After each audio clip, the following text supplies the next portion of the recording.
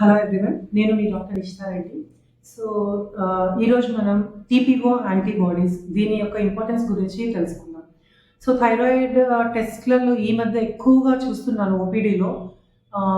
So patients వాళ్ళంతకు వాళ్ళే thyroid ప్రొఫైల్తో పాటు TSH, T4, T3తో పాటు టీపీఓ యాంటీబాడీస్ చేసుకొని ఎక్కువ ఉందని చెప్పేసి లెవెల్స్ పానిక్ అవ్వడము, యాంగ్షియస్ ఫీల్ అవ్వడము. సో దీని యొక్క ఇంపార్టెన్స్ ఏంటి, అసలు ఇండికేషన్స్ ఎప్పుడు చేసుకోవాలి టీపీఓ యాంటీబాడీస్, సో దీని గురించి తెలుసుకుందాం. So let's break the myths. So TPO antibodies అంటే ఏంటి, అసలు first thing we should know what are antibodies అంటే ఏంటి అసలు. సో యాంటీబాడీస్ అంటే జనరల్ గా మన బాడీలో జరిగే ఒక ఇమ్యూన్ రెస్పాన్స్, అంటే లైక్ రోగ నిరోధక శక్తి అంటాం కదా అది.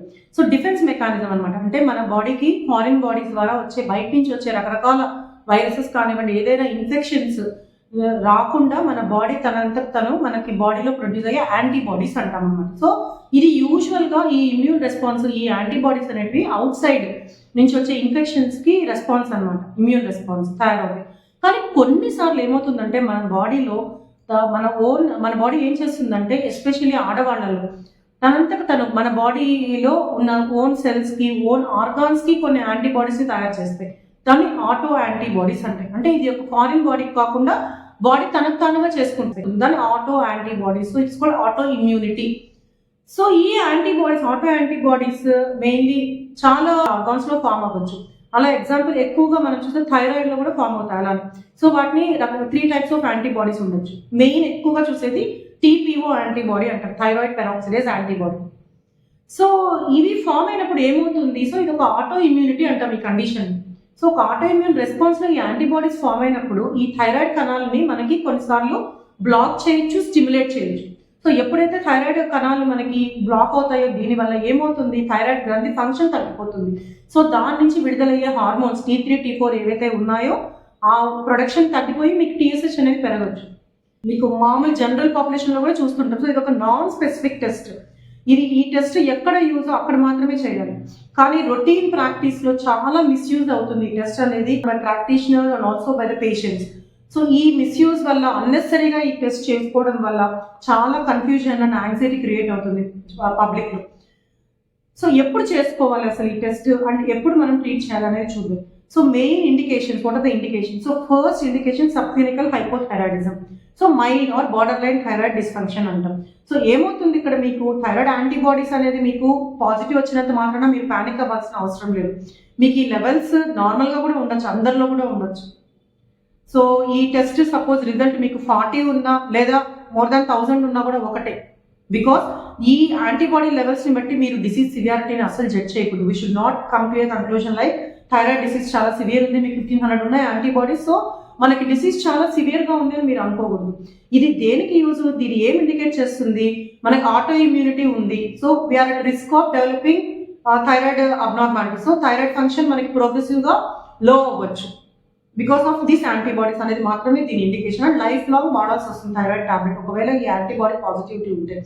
So because it's the progressive, life long మనం తీసుకోవచ్చు. అంతకు మించి ఈ యాంటీబాడీ లెవెల్ ని బట్టి డోస్ అడ్జస్ట్మెంట్ కానివ్వండి లేదా డిసీజ్ సివియారిటీ కానీ మనం చెప్పకూడదు.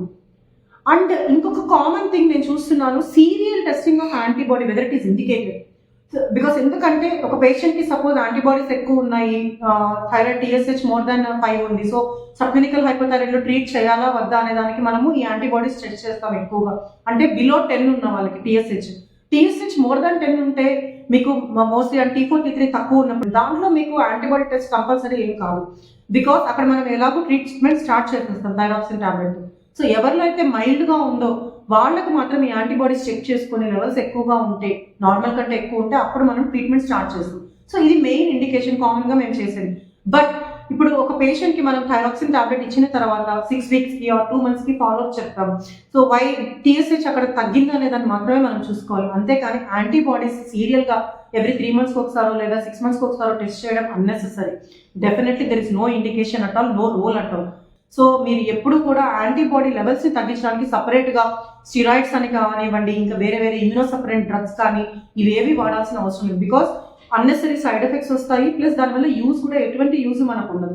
అండ్ మనం ఏం చేస్తున్నట్టు అనవసరంగా స్టిరాయిడ్స్ ఇవి వాడటం వల్ల మన బాడీ ఇమ్యూన్ డిఫెన్స్ మెకానిజం ఈ యాంటీబాడీస్ ని తగ్గించడం వల్ల మనకి ఇంకా ఇన్ఫెక్షన్స్ కానీ వేరే ఇవి వచ్చే రిస్క్ ఎక్కువ ఉంటుంది.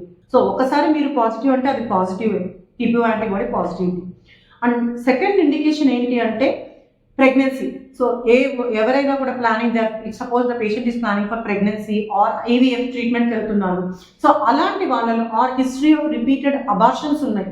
బికాస్ ఈ థైరాయిడ్ పెరాక్సిడేజ్ యాంటీబాడీస్ వల్ల చాలా స్టడీస్లో అబార్షన్స్ రిస్క్ ఎక్కువగా చూస్తున్నాం, ఫీటల్ లాసెస్. సో అలాంటి వాళ్ళల్లో ఈ 3 కండిషన్స్లో వీళ్ళకి యాంటీబాడీ టెస్ట్ చేస్తామన్నమాట. టీఎస్హెచ్ అనేది మోర్ దాన్ 2.5 ఉన్నా కూడా ఐవీఎఫ్ కానీ రికరెంట్ అబార్షన్స్ ఉన్న వాళ్ళలో రిస్క్ ఎక్కువ ఉంటుంది కాబట్టి అక్కడ మనము more than 2.5 plus antibody positive ఉంటే ఖచ్చితంగా ట్రీట్మెంట్ స్టార్ట్ చేస్తాం. To prevent the fetal loss, అబార్షన్స్ని తగ్గడానికి సక్సెస్ఫుల్ ప్రెగ్నెన్సీ కోసం మాత్రమే అక్కడ ఇస్తామన్నమాట. అదర్ దాన్ దట్ కండిషన్ మీరు ఇంకా ఎక్కడా కూడా టీఎస్హెచ్ T4 T3 నార్మల్ ఉంది, ఓన్లీ యాంటీబాడీస్ పాజిటివ్ ఉంది, సపోజ్ యాంటీబాడీ 76 ఇలా ఉంది, మోర్ దాన్ అప్పర్ లిమిట్ ఉంది అని చెప్పేసి తొందరపడి మీరు ప్యానిక్ అయ్యి స్టార్ట్ చేయాల్సిన అవసరం ఎటువంటి ఇండికేషన్ లేదు. బట్ యాంటీబాడీ పాజిటివ్ ఉంది కాబట్టి you may follow up with your doctor. So 3 months ఒకసారి 6 months ఒకసారి టెస్ట్ చేసుకొని, if suppose TSH was rising, so before 5 ఉంది ఇప్పుడు 8కి వెళ్ళింది, సో అలా రైజ్ ఉంటే then you can start. But other than that there is no indication.